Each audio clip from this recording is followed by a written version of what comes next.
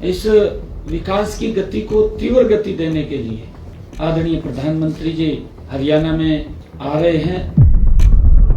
हिसार के अंदर आदरणीय प्रधानमंत्री जी टर्मिनल जो बिल्डिंग है उसका भी शिलान्यास करेंगे। मैं उसको थोड़ा सा इनको आईना दिखाना चाहता हूँ। ये जो बात बोल रहे हैं बार बार, इनके समय के अंदर ये जो अराज अलाप रहे हैं, इनके समय में क्या स्थिति थी? बिजली 4 घंटे भी नहीं मिलती थी,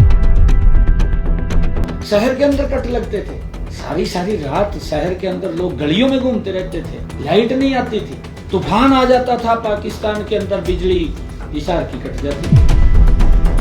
15 दिन जोड़े नहीं थे उसमें, कहा जी तूफान के अंदर तारा गिर गई। ये हालात, यही थे ना हालात। हरियाणा के मुख्यमंत्री नायब सिंह सैनी ने मंगलवार को हिसार एयरपोर्ट पर प्रधानमंत्री नरेंद्र मोदी के दौरे के लिए चल रही तैयारियों का जायजा लिया। इस दौरान उन्होंने पीएम मोदी के शेड्यूल के बारे में बताया और एयरपोर्ट से जुड़े सवालों का भी जवाब दिया और कहा कि एयरपोर्ट और एरोड्रोम में कोई अंतर नहीं है, दोनों का मतलब है कि वो जगह जहां से डोमेस्टिक फ्लाइट्स उड़ती हैं। इस एयरपोर्ट से सिर्फ हिसार ही नहीं बल्कि पूरे हरियाणा, पंजाब और राजस्थान के लोग भी फायदा उठाएंगे। हिसार के सांसद जयप्रकाश द्वारा उठाए गए सवालों पर मुख्यमंत्री ने जवाब दिया कि कांग्रेस सांसद को हिसार का विकास सही नहीं लग रहा है, इसलिए वो इस बड़े प्रोजेक्ट पर सवाल उठा रहे हैं। मुख्यमंत्री नायब सिंह सैनी ने कहा कि हिसार एयरपोर्ट आने वाले समय में और भी विकसित होगा और यहां से अयोध्या जाने वाली फ्लाइट केवल 2 घंटे में पूरी तरह से बुक हो गई है। अगर लोगों का रिस्पॉन्स और बढ़ा तो फ्लाइट्स की संख्या भी बढ़ा दी जाएगी। इसके साथ ही उन्होंने ये भी बताया कि प्रधानमंत्री नरेंद्र मोदी 14 अप्रैल को हिसार आएंगे और एयरपोर्ट का उद्घाटन करेंगे। इस दौरान उन्होंने अधिकारियों के साथ करीब 1.5 घंटे तक बैठक की और व्यवस्थाओं के बारे में फीडबैक लिया। इसके अलावा कांग्रेस द्वारा बिजली बिलों में बढ़ोतरी पर उठाए जा रहे सवालों पर मुख्यमंत्री ने कहा कि हरियाणा में बीजेपी सरकार अब भी कांग्रेस से सस्ती और ज्यादा बिजली दे रही है। आपको बता दें कि प्रधानमंत्री मोदी हिसार एयरपोर्ट से 5 राज्यों के लिए उड़ान को हरी झंडी दिखाएंगे और शंख के आकार के टर्मिनल का शिलान्यास करेंगे। इसके बाद वो एयरपोर्ट के मैदान में जनसभा को संबोधित करेंगे। प्रधानमंत्री के कार्यक्रम को लेकर अधिकारियों ने पहले ही तैयारियां शुरू कर दी हैं। प्रधानमंत्री मोदी का हिसार दौरा इस बात से खास है कि वो 8 महीने में दूसरी बार हरियाणा आ रहे हैं। पिछली बार उन्होंने 28 सितंबर 2024 को हिसार में रैली की थी। वहीं हिसार एयरपोर्ट को अंतर्राष्ट्रीय स्तर का बनाने के लिए 2014 में काम शुरू हुआ था। पहले एयरपोर्ट के पास 200 एकड़ जमीन थी, लेकिन अब इसमें 7000 एकड़ जमीन और जोड़ी गई है। ये एयरपोर्ट देश का सबसे बड़ा एयरपोर्ट बनेगा क्योंकि कहीं भी किसी एयरपोर्ट के पास इतनी बड़ी जमीन नहीं है। आज हमारे लिए बहुत ही ये गौरव का दिन है कि हरियाणा को देश के यशस्वी प्रधानमंत्री आदरणीय नरेंद्र मोदी जी 14 अप्रैल को भारत रत्न बाबा भीमराव अंबेडकर जी की जयंती के अवसर पर 2 बड़ी परियोजनाओं का वो हरियाणा को समर्पित करने के लिए आ रहे हैं। उद्घाटन होगा और शिलान्यास होगा। आदरणीय प्रधानमंत्री जी का जो एक विजन है विकसित भारत, उस विकसित भारत को गति देने के लिए हमारा विकसित हरियाणा 800 मेगावाट का सुपर क्रिटिकल यूनिट उसका शिलान्यास करेंगे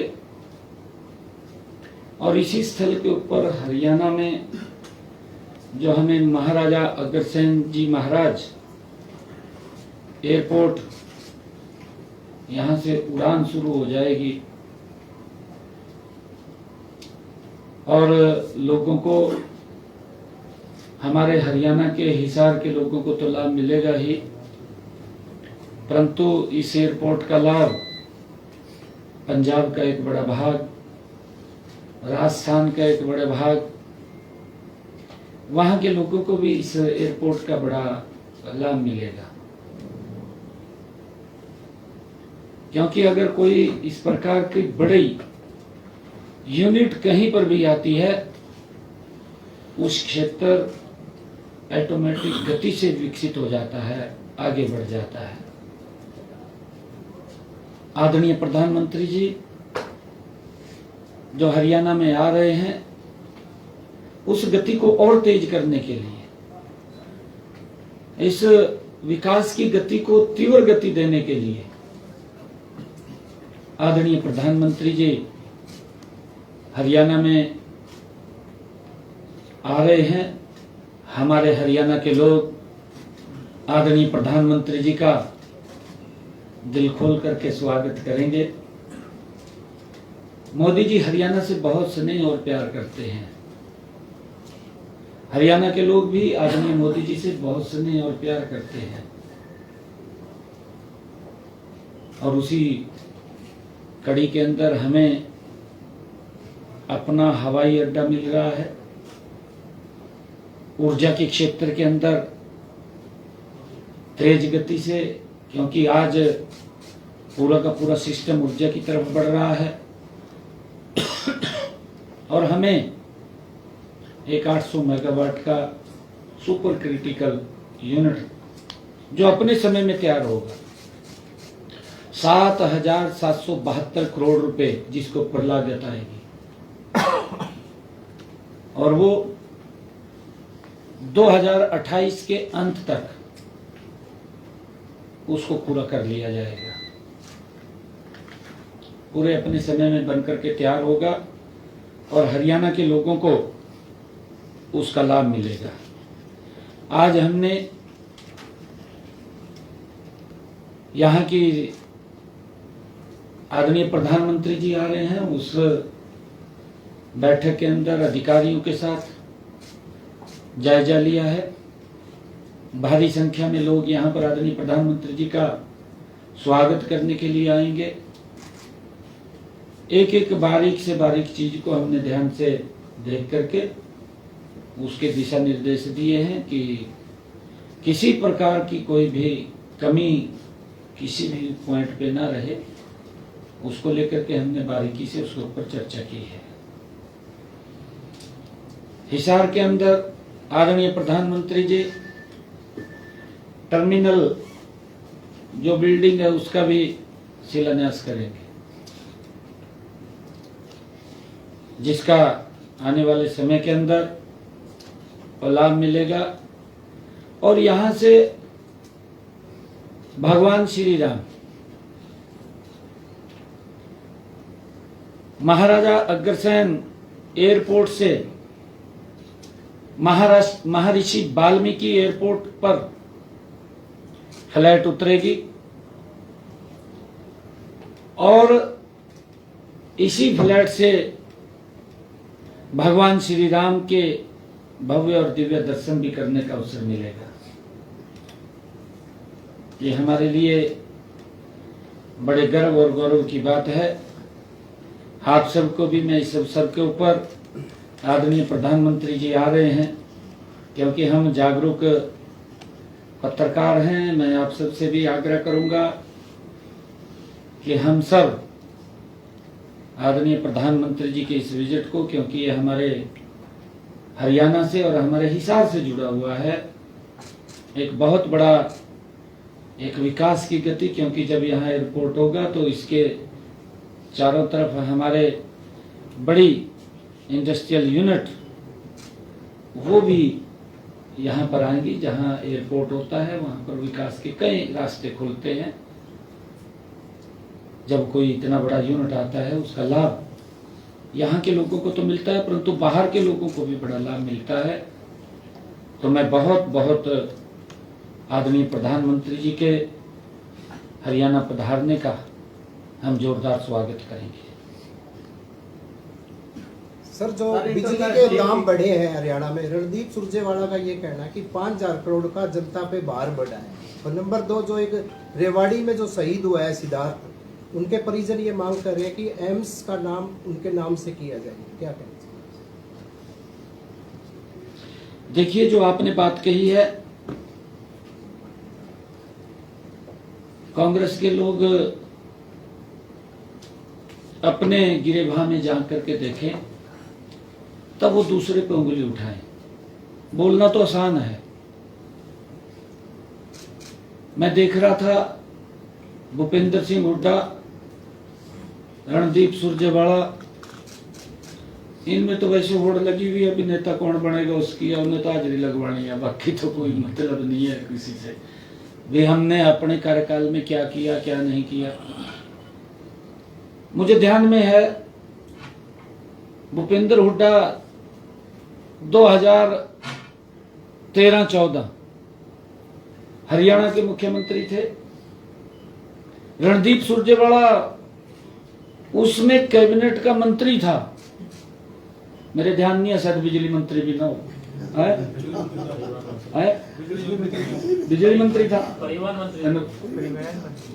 पता नहीं, चलो परिवहन मंत्री भी बिजली से चलती है। परिवहन मंत्री लगा लो या बिजली मंत्री लगा लो, मंत्री तो था वो कैबिनेट में उसमें। मैं उसको थोड़ा सा इनको आईना दिखाना चाहता हूं, ये जो बात बोल रहे हैं बार बार। इनके समय के अंदर ये जो अराग अलाप रहे हैं, इनके समय में क्या स्थिति थी, बिजली 4 घंटे भी नहीं मिलती थी। देखिए, आप जागरूक पत्रकार हैं, मैं आप लोगों से इस बात के लिए चर्चा करना चाहता हूं कि बिजली की स्थिति क्या थी इनके समय के अंदर। शहर के अंदर कट लगते थे, सारी सारी रात शहर के अंदर लोग गलियों में घूमते रहते थे, लाइट नहीं आती थी, तूफान आ जाता था पाकिस्तान के अंदर, बिजली हिसार की कट जाती। ये हालात थे इनके समय में। फिर बिजली यहां की कट गई, 15-15 दिन जोड़े नहीं थे उसने, कहा जी तूफान के अंदर तारा गिर गई। ये हालात यही थे ना हालात। कोई मैं वैसी बात नहीं कर रहा हूं, इनके जो क्रियाकलाप थे मैं उनकी चर्चा कर रहा हूं। ये जो बात बोल रहे हैं कि यहां पर इतना ये था, मैं इनके समय के अंदर बता रहा हूं। इनके समय के अंदर जो इनकी स्लैब थी बनी हुई, ये आपको भी पता है, आप दिखाना है इनका हाँ पावर, वो मैं वही कह रहा हूं, बिजली मंत्री था बिजली मंत्री था ये उसके अंदर। मैं ये उसके समय के बात बता रहा हूं। इनके समय में इन्होंने स्लैब बना रखी थी 2 किलोवाट तक 25 यूनिट की। ये आप उनको पूछना, सुरजेवाला को भी पूछना, मैं सुरजेवाला साहब को भी कहूंगा, हुड्डा साहब को भी कहूंगा कि जनता के बीच में आकर के जवाब दें। ऐसे मत बोलिए, झूठ मत बोलिए। आप झूठ बोलते हैं सारा दिन, आपके पास झूठ से सिवा कुछ है ही नहीं है। मैं तथ्य लेकर के आया हूं। इनकी स्लैब थी बनी हुई ये 25 यूनिट की। ये 2014-15 की मैं आपको बता रहा हूं, 13-14 में 25 यूनिट की इनकी एक स्लैब थी बनी हुई। उस स्लैब का जो लमसम आता था 200 रुपए बिल आता था।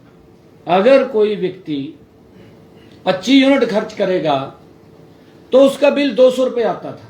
ये मैं नहीं, इनके समय की बात कर रहा हूं मैं, जो ये कह रहे हैं कि बिजली के रेट बढ़ा दिए।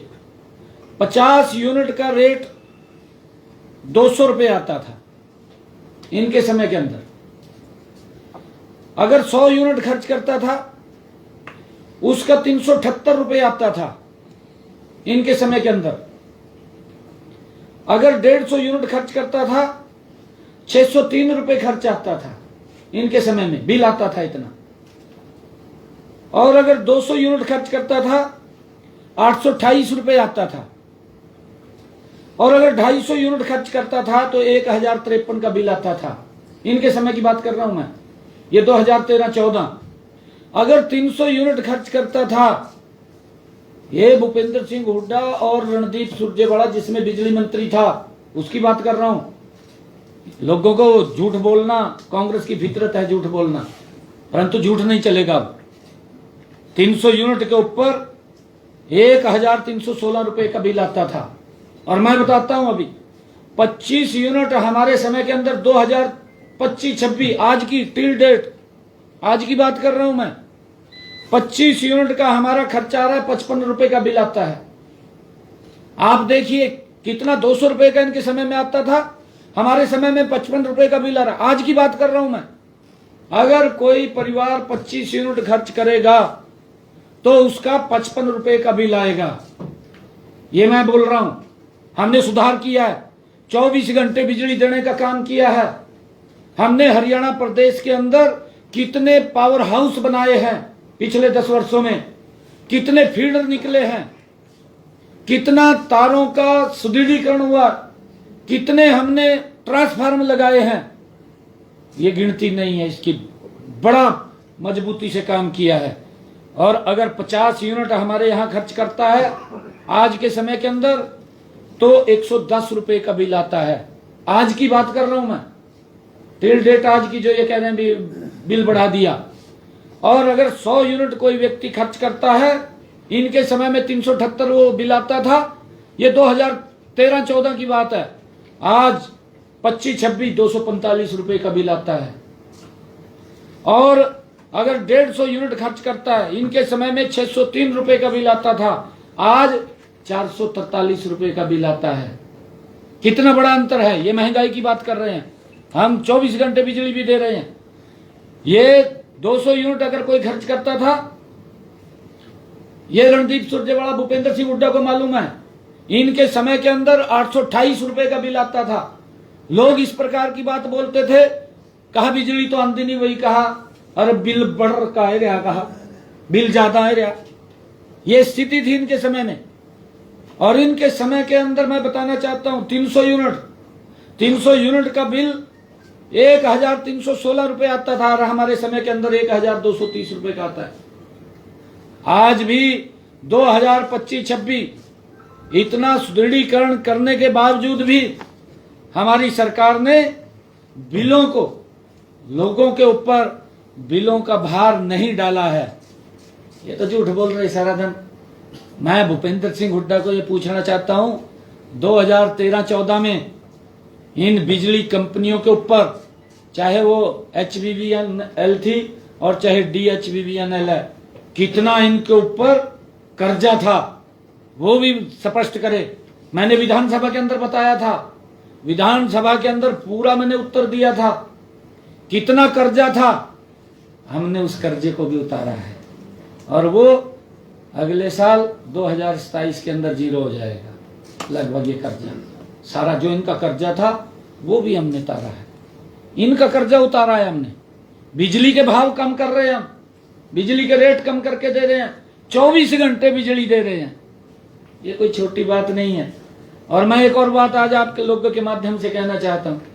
आदरणीय प्रधानमंत्री नरेंद्र मोदी जी ने प्रधानमंत्री हर घर मुफ्त बिजली योजना ये चला रखी है। 15,000 घरों के ऊपर 2 किलोवाट का जिनका कनेक्शन है, सोलर पैनल लगा रहे हैं। जिनका 2 किलोवाट का सोलर पैनल लग गया, उसका बिजली का बिल 0 हो गया, कोई बिजली का बिल नहीं आ रहा है। और मैं ये भी कहूंगा आज आपके माध्यम से कि आप अपने अपने घरों के ऊपर जिनका 2 किलोवाट का कनेक्शन है, अपने घरों के ऊपर सोलर पैनल लगवाएं। 2 किलोवाट का लगेगा, कोई खर्चा नहीं है। आदरणीय प्रधानमंत्री जी और हरियाणा सरकार उसको देने का काम कर रही है, उसका फ्री में लगाने का काम हमारी सरकार कर रही है। परंतु किस प्रकार की ये बातें बोलते हैं, सारा दिन झूठ पे खड़े हैं, कुफर तोल रहे हैं, इधर उधर की बात करते हैं। ये भाई अपने तरफ देखना चाहिए कि हमने क्या किया अपने समय के अंदर, किस प्रकार से सिस्टम को कलेप्स करने का काम एक कांग्रेस की सरकार ने किया था। उसके अंदर साझीदार था, ये सुरजेवाला साझीदार था। जब तो मलाई खाता था, सिस्टम के ऊपर ध्यान नहीं था कि लोगों को सुविधा देनी है नहीं देनी। आज हरियाणा के अंदर रोड का इंफ्रास्ट्रक्चर देखिए। आज हरियाणा के अंदर हमने अपने बजट के अंदर घोषणा की है, हर 10 किलोमीटर के ऊपर मॉडल संस्कृत स्कूल बनेगा बच्चों की एजुकेशन के लिए। हर क्षेत्र के अंदर ये विकसित हरियाणा, आदरणीय प्रधानमंत्री जी का जो विजन है विकसित भारत, और उस विकसित भारत को लेकर के विकसित हरियाणा मजबूती से ये डबल इंजन की सरकार आदरणीय प्रधानमंत्री जी के साथ मिलकर के काम कर रही है। और आगे भी हमारा हरियाणा मजबूती से आगे बढ़ेगा। ये झूठ मत फैलाएं और ना झूठ बोलें, पहले अपने गिरेबान में झांकें और जो मैंने बात कही है उसके ऊपर जरूर मंथन विचार करके तब फिर स्टेटमेंट दें, झूठ मत बोलें। मैं ये कहना चाहता हूँ। हिसार को मेट्रोपॉलिटन सिटी आपने घोषित कर रखा है, इंटरनेशनल एयरपोर्ट, नेशनल एयरपोर्ट की बात चल रही है, दूसरे राज्यों से लोग यहाँ पर पहुंचेंगे, लेकिन शहर के भीतर